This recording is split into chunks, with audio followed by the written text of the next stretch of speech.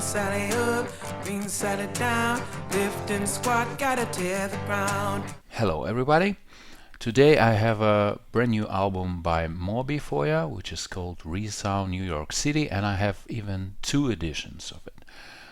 So the first one is a limited white label edition. It's a limited one and pretty expensive, but it has only 200 units. So this edition gonna be very interesting for collectors. And the second one is more traditional, sun yellow vinyl edition with a gatefold cover. So let's talk about this new album. I gave myself the broad but specific criteria that the music had to have either been written or recorded in New York, says Moby about his second dive into the orchestral world. Much like his 2021 album Reprise, this has him reworking songs from his back catalog with orchestral arrangements. Specifically, these songs were written or recorded in New York from the years 1994 to 2010. By reimagining them, he reflects not only an era in his life, but also his birthplace, one of the world's most iconic cities.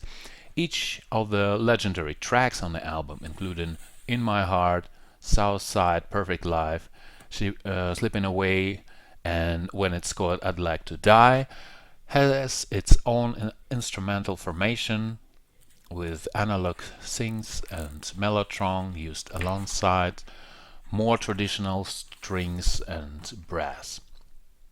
Joining Moby on Resound New York City are a chamber ensemble and a lineup of guest artists as eclectic as it is stellar, including Nicole Scherzinger, Gregory Porter, Ricky Wilson, Margot Timmins, and Amethyst Kea. An orchestra can be anything. It can be whatever the composer wants it to be, Moby says.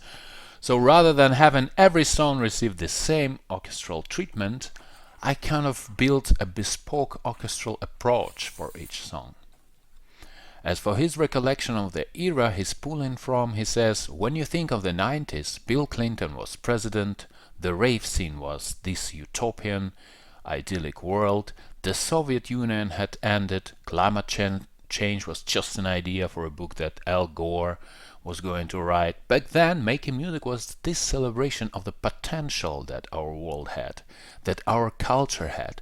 And now, it's almost a refuge in a times terrifying and apocalyptic world.